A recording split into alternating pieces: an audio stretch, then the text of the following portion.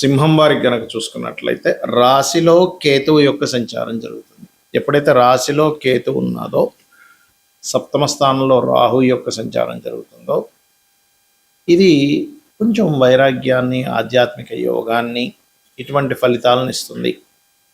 అయితే ఈ 12వ స్థానంలో 3 గ్రహాలు ఉండడం, ఏకాదశంలో అమావాస్య యోగము, చతుర్థ భావంలోకి ఉండేటువంటి చతుర్థాధిపతి లాభస్థానంలోకి రావడం, దశమంలో ఉండేటువంటి చతుర్థ దశమాధిపతి లాభస్థానంలోకి రావడం, అష్టమ శని నడుస్తుంది, సప్తమంలో రాహు ఉన్నాడు. మరి ఈ యొక్క గ్రహస్థితిని అనుసరించి ఈ పక్షంలో మీకు ఎటువంటి విషయాలు ఎలా ఉండబోతుంది అనేటువంటి అంశాలు చెప్తుంది నేనైనప్పటికీ చెప్పిస్తుంది సాక్షాత్ లలితామ్మ వారిగా భావిస్తూ, లగ్నంలో కేతు ఉన్నందుకు మీకు కాస్త తెలియని ఒక వైరాగ్యం అనుకోండి, ఆధ్యాత్మికంగా కాస్త మీకు ఆలోచనలు పెరగడము, ఇటువంటివన్నీ కూడా ఇస్తుంది. కాకపోతే మీకు ఏంటంటే 16వ తేదీ మాత్రం ధన విషయంలో, ముఖ్యంగా ఏదైనా వ్యాపారంలో ధనాన్ని ఉంచేటువంటి విషయాలలో కాస్త జాగ్రత్తగా ఉండండి. ఇది గుర్తుపెట్టుకోండి. మీకు ఎప్పుడైతే 12వ స్థానంలో శుభగ్రహాలు ఉన్నాయో, ఈ సమయం ఏదైతే ఉందో ఈ పక్షంలో మీరు ఏదైనా కొత్తగా ఇన్వెస్ట్మెంట్ చేయడానికి చాలా మంచి సమయంగా చెప్పుకోవచ్చు చెప్పాలంటే. కాకపోతే ఎట్టి పరిస్థితుల్లో కూడా మీరు 27, 28 తేదీలు భూమి, గృహము, వాహనము ఇటువంటివి కొనుగోలు చేయకండి ఎట్టి పరిస్థితుల్లో. సంతానం విషయంలోని కొంచెం స్ట్రెస్ అది ఉంటుంది. పంచమం మీద శని యొక్క దృష్టి ఉన్నందుకు కొంచెం ఆలోచన విధానము ఇలాంటివన్నీ చాలా ఏంటిది మనం ఒకటి ఆలోచిస్తే ఒకటి అవుతుంది అనేటువంటి ఒక ఇది కలుగుతూ ఉంటుంది. వివాహం విషయంలో మాత్రం మీరు కొంచెం జీవిత భాగస్వామిని ఎంపిక చేసుకునే విషయంలోని, పార్ట్నర్స్ని ఎంపిక చేసుకునే విషయంలో కొద్దిగా జాగ్రత్తగా ఉండాలి. ఈ సప్తమంలో రాహు ఉన్నందుకు విదేశీ సంబంధాలు, ఇప్పుడు చూడండి, ఒక అమ్మాయికి అబ్బాయి విదేశాల్లో ఉండే సంబంధం, లేకపోతే అబ్బాయికి అమ్మాయి విదేశాల్లో వెళ్ళి చదువుకునే సంబంధం లాంటివి త్వరగా కుదిరేటువంటి ఛాన్సెస్ ఉన్నాయి. ఇక మీరు నిత్యము చేయవలసింది కాలభైరవుడి యొక్క అష్టకం చదువుకోండి.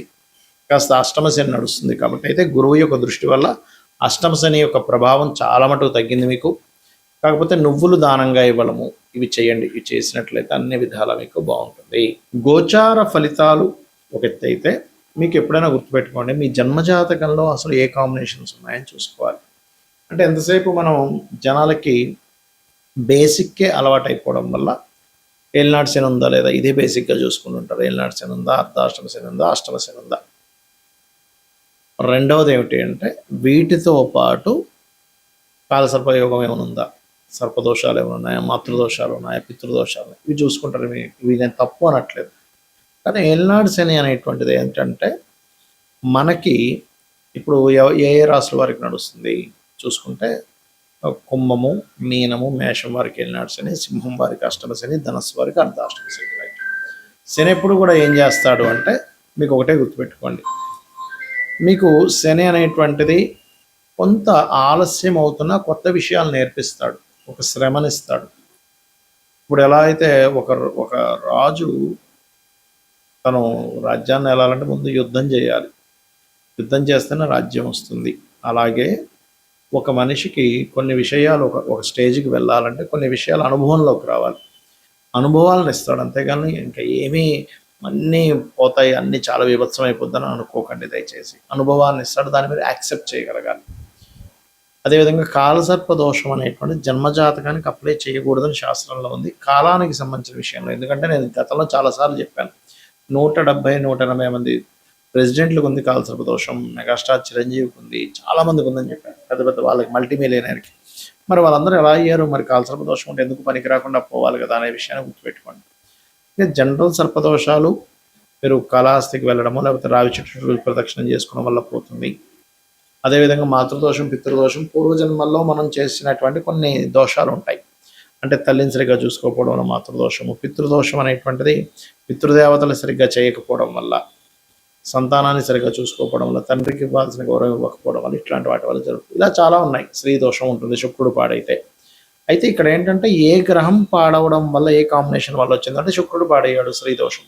ఏమి కంగారు పడద్దు, చక్కగా సాటి స్త్రీలని, అది స్త్రీ అయినా పురుషులైనా, గౌరవించడం నేర్చుకోండి.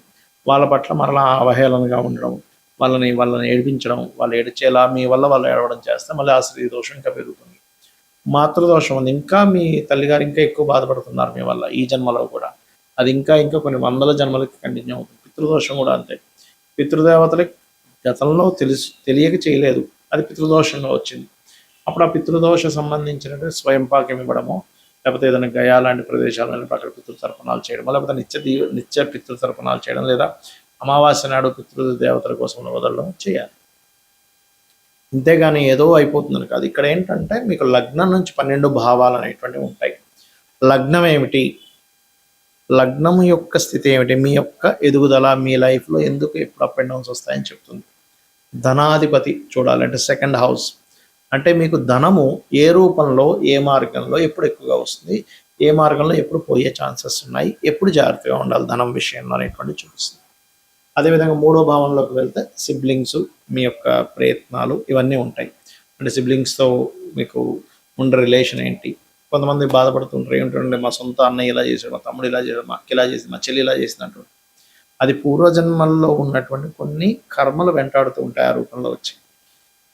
మన కర్మలన్నీ కూడా మన తల్లిదండ్రులు, పిల్లలు, అన్నదమ్ములు, అక్క చెల్లెళ్ళు, స్నేహితులు, దాయాదులు వీళ్ళ రూపంలోనే వస్తారు, గుర్తుపెట్టుకోండి.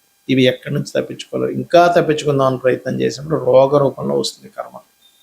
కాబట్టి మీ విద్యా విషయం, ప్రాపర్టీ విషయం 4వ భావంలోని, సంతాన అభివృద్ధి, సంతానం గురించి విషయాలన్నీ 5వ భావంలోని, రుణ రోగ శత్రు భావాలన్నీ 6వ భావంలోని, జీవిత భాగస్వామి ఎప్పుడు వస్తుంది, అసలు ఎప్పుడు వివాహం చేసుకోవాలి, ఎలాంటి ప్రయత్నం చేస్తే మీకు అవుతుంది, అసలు ఎందుకు ఇంత లేట్ అవ్వడానికి కారణాలు ఏంటి అనేటువంటివి, ఏం చేస్తే మీకు వివాహం అవుతుంది 7వ భావంలోని, ఆకస్మిక సంఘటనలు, ఆయుష్ అంతా 8వ భావంలోని, తండ్రి, గురువులు, దేవతా క్షేత్రాలని భాగ్యభావంలోని, మీరు చేసే ఉద్యోగాలు దశమంలోని, మీరు చేసేటువంటి వ్యాపారాల లాభస్థానంలో, మీరు ఎప్పుడు ఇన్వెస్ట్మెంట్ చేయాలి, ఎప్పుడు పెట్టకూడదు, అసలు మీ పేరు మీద ఇన్వెస్ట్మెంట్ చేయొచ్చా చేయకూడదు అనేటువంటిది 12వ భావంలో ఉంటుంది. ఇలా 12 హౌసెస్ ఉంటాయి ఆస్ట్రాలజీలో. ఈ 12 భావాల్లో ఏ గ్రహం ఉంది, ఆ గ్రహ అధిపతి పరిస్థితి ఏమిటి, పిఏసి అంటారు, అంటే ప్లేస్మెంట్, ఆస్పెక్ట్ అండ్ కంజంక్షన్. అంటే ఏ గ్రహం ఎక్కడుంది, ఏ గ్రహంతో చూడబడుతుంది, ఏ గ్రహంతో కలిసి ఉంది, దాని వలన ఆ యొక్క గ్రహం యొక్క బలాబలాల్లో మార్పులు వస్తాయి. అంటే చిన్న ఎగ్జాంపుల్ చెప్తా చూడండి. ఇప్పుడు ఒక మనిషి ఉన్నాడు, అతను చిన్నప్పటి నుంచి అతని ఫ్రెండ్ సర్కిల్ కానీ అతనికి చెప్పే వాళ్ళు ఎవరూ సరిగ్గా లేక చదువుకోలేదు అనుకుందాం, కాసేపు సరిగ్గా చదవలేదు, చదవకపోవడమే కాకుండా అతను తెలివితేటలు కూడా బిల్డప్ చేసుకోలేకపోయాడు. అంటే కొంతమంది ఎవరితో అయితే కలవకూడదు వాళ్ళతో వెళ్ళి ఫ్రెండ్షిప్ చేశాడు, దాని తర్వాత అనవసరమైన వ్యసనాలకు గురయ్యాడు, దాని తర్వాత అనారోగ్యంతో ఇబ్బంది పడ్డాడు, ఎక్కువ వ్యసనాల వల్ల. రైట్. అంటే ఏంటి, ఒక మనిషి ఎలా అయితే ఎవరితో కలిశాడో, ఎవరి ఇన్ఫ్లుయెన్స్లోకి వెళ్ళాడో, ఎక్కడ నివసిస్తున్నాడో అనే ఎఫెక్ట్ ఎలా ఉంటుందో, అదేవిధంగా ఒక మనిషి మంచి తల్లిదండ్రులు, చెప్పేవాళ్ళు బాగున్నారు, బాగా ఇంటెలిజెంట్, బాగా చదువుకున్నాడు, మంచి వ్యాపారం పెట్టాడు, మంచి ఉద్యోగంలో జాయిన్ అయ్యాడు, లైఫ్ మంచి భార్య పిల్లలు వచ్చారు, లైఫ్ అంతా అద్భుతంగా ఉంది, మంచి గుర్తింపు ఉంది.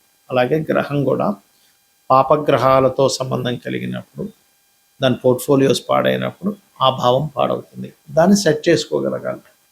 లేదా శుభగ్రహ సంబంధాలు వచ్చినప్పుడు ఆ భావం బాగుంటుంది, అదంతా ఫ్రూట్ఫుల్ ఇస్తుంది. ఇదంతా పూర్వజన్మ కర్మ వల్ల వస్తుందని అర్థం చేసుకుంటూ కనీసం ఈ జన్మలో అయినా తెలిసి ఎటువంటి బ్యాడ్ కర్మలు చేయకుండా ఉండాలి. శ్రీమాత్రే నమః.